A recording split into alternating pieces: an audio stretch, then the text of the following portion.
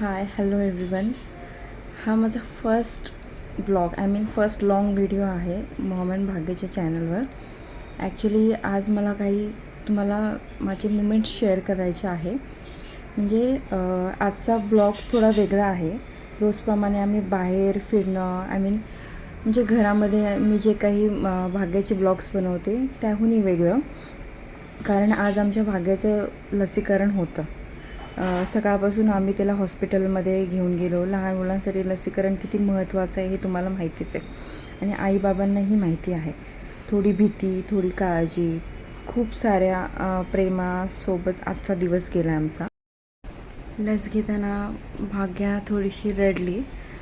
ते प्रत्येक बाळ रडतंच, पण नंतर आम्ही तिला लगेच शांत केलं. तिच्याशी गप्पा मारून, तिच्यासोबत थोडंसं बोलून ती शांत झाली. त्यामुळे आम्हाला नेहमीसारखा व्लॉग शूट करता आलं नाही, आणि आम्हाला असं वाटलं की तुमच्यासोबत हा एक छोटासा अनुभव शेअर करावा. तुम्ही आमच्या कुटुंबाचा एक भाग आहात आणि सर्व आईबाबांना एक छोटीशी विनंती आहे की बाळाच्या लसीकरण वेळी हे नक्की करा.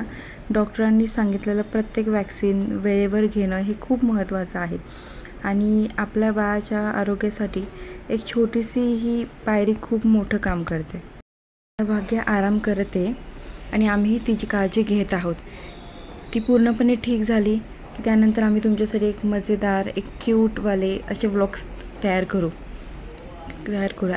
लगेच घेऊन येऊ. मी प्रत्येक आईवडिलांना हे सजेस्ट करेल की वॅक्सिनेशननंतर तुम्ही तुमच्या मुलांसोबत एक टाईम घालवा, त्यांच्याशी गप्पा मारा, त्यांना 3-3 तासांनी बर्फाने शेका, 6-6 तासाने त्यांना पॅरासिटामॉल सिरप द्यायचे जर त्यांना ताप आला असेल. अशी बाळाची नीट व्यवस्थित काळजी घ्या.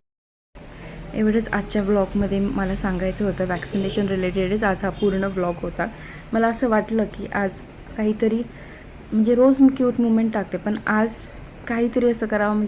प्रत्येक पॅरेंट्सला माहिती आहे, पण मला हे बोलावंसं वाटत होतं की आपण एक मेसेज सेंड करू प्रत्येकाला. सो माझा आज दिवस हा पूर्ण वॅक्सिनेशनमध्ये गेला आहे आणि मी माझ्या बाळाची नीट व्यवस्थित काळजी घेत आहे. सो तुम्हाला आमचा हा छोटासा व्लॉग कसा वाटला, हा व्हिडिओ तुम्हाला कसा वाटला, तर प्लीज कमेंट करा, सबस्क्राईब करा आणि आमच्या चॅनलला सपोर्ट करा आणि बेल आयकॉन प्रेस करायला विसरू नका. पुन्हा भेटू अशाच एक नवीन व्लॉगमध्ये. तोपर्यंत तुम्ही तुमची आणि तुमच्या कुटुंबाची काळजी घ्या. बाय.